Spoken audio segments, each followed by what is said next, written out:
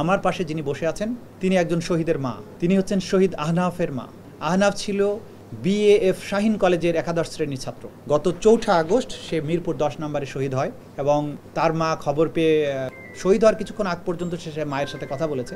শহীদ হওয়ার পরে তার ফোন বন্ধ পাওয়া যাচ্ছিল, পরে একটা পর্যায়ে তারা ওখানে যান ঘটনাস্থলে। তারপরে যারা ছিল সেখানে বলেছে এরকম একটা আহত ছেলেকে অমুক হসপিটালে নেওয়া হয়েছে। সেই হসপিটালে তার ইসলামী ব্যাংক হসপিটাল সম্ভবত, সেখানে রাশ করেছেন। সেখানে গিয়ে ছবি দেখানোর পরে বলেছে যে এখানে তো নাম ছিল না, কারণ তার নাম কেউ জানতো না, অজ্ঞাতনামা হিসাবে লাশটা আনা হয়েছিল। তাকে পরবর্তীতে সোহরাওয়ার্দী হসপিটালে পাঠানো হয়েছে। ছবি দেখানোর পরে তারা নিশ্চিত করেছে এটাই আহনাফ। তখন তার মা সোহরাওয়ার্দী হসপিটালে যান এবং মর্গ থেকে তার লাশটা গ্রহণ করেন। তার বুকে গুলির চিহ্ন ছিল এবং সেখানে মেডিকেল সার্টিফিকেটও লেখা হয়েছে গানশট ইনজুরিতে, এবং পোস্টমর্টেম ছাড়াই বাধ্য হয়েছেন তারা লাশটা নিয়ে যেতে। হসপিটাল কর্তৃপক্ষ যেটা বলেছেন বারবার, যেটা ওনাদের কাছে তথ্য, যে তাড়াতাড়ি যান, যদি তাড়াতাড়ি না নেন তাহলে আঞ্জুমানে মফিদুল ইসলামের মাধ্যমে বেওয়ারিশ লাশ হিসেবে দাফন করা হবে। যেটা বিভিন্ন সময় আপনাদের মাধ্যমে আমরা জাতিকে বলার চেষ্টা করেছি যে কাজগুলো হয়েছে, যে লাশ দ্রুততম সময়ের মধ্যে তারা ডিসপোজালের চেষ্টা করেছেন, গুম করার চেষ্টা করেছেন, গণকবরে দেওয়ার চেষ্টা করেছেন। স্বজনেরা যাতে সঠিক তার সন্তানদের, শহীদ সন্তানদের লাশটা বুঝে না পায়, এই ব্যাপারে একটা ডেলিভারের প্রচেষ্টা ছিল, এটা লক্ষণীয়। এই কারণে আহনাফের মা সহ তার খালা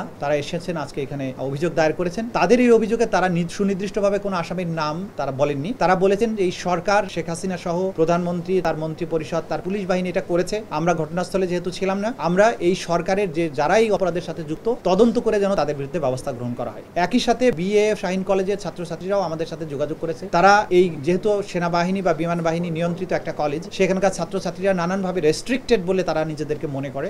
আমরা আজকের এই প্রসিকিউশন টিমের মাধ্যমে এই ছাত্রছাত্রীদের কাছে আমরা একটা মেসেজ দিচ্ছি যে তোমরা তোমাদের সহপাঠী সহকর্মী যারা এই আন্দোলনে শহীদ হয়েছে, আহত হয়েছে বা নানানভাবে ক্ষতিগ্রস্ত হয়েছে, তাদের এই তথ্যগুলো আমাদের ট্রাইব্যুনালের কাছে নির্ভয়ে এসে তোমরা জানিয়ে যাও। তোমাদের নিরাপত্তা, তোমাদের ব্যক্তিগত গোপনীয়তা রক্ষা করার ব্যাপারে বাংলাদেশ এবং আমাদের প্রসিকিউশন টিম, আদালত, তদন্ত সংস্থা, আমরা আইনত এটা নিরাপত্তা দিতে বাধ্য এবং নৈতিকভাবে বাধ্য। তোমাদের প্রোটেকশন দেওয়ার দায়িত্ব আমাদের। কিন্তু এই সত্যটা তোমরা যদি এখানে জানিয়ে যাও, এই ছাত্ররাই যেহেতু মূল আন্দোলনটা করেছিল, তখন তারা মাঠে ছিল, তখন অন্যরা ছিল না, সেই কারণে তারাই জানে যে তাদের উপরে যে নিষ্ঠুরতা হয়েছে, হত্যাকাণ্ডটা হয়েছে, সেই বিষয়গুলোর ব্যাপারে তারাই তথ্য দিতে পারবে। আজকে আমার ব্রিফিংয়ে আসার এটা অন্যতম প্রধান কারণ ছাত্রছাত্রীদেরকে আশ্বস্ত করা যে তারা এখানে নির্ভয়ে এসে সাক্ষ্য দিতে পারে, ঘটনাগুলো জানাতে পারে এবং তাদের নিরাপত্তা দেওয়ার দায়িত্ব রাষ্ট্রের এবং আমাদের। এই কথাগুলো বলে আমি আজকের মতো শেষ করছি।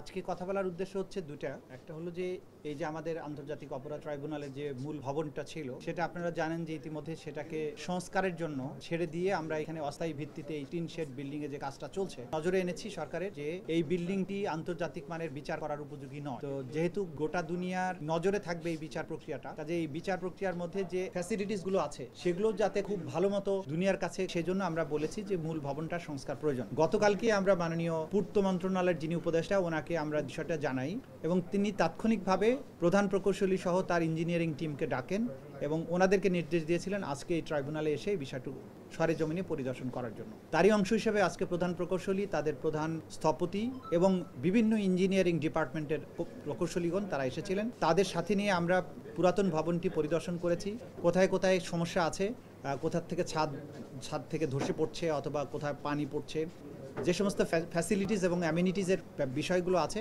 এগুলো ওনারা সরেজমিনে পরিদর্শন করেছেন এবং ওনারা বলেছেন যে এইটা খুব দ্রুততম সময়ের মধ্যেই মেরামত করে এটা ব্যবহার উপযোগী করা সম্ভব হবে।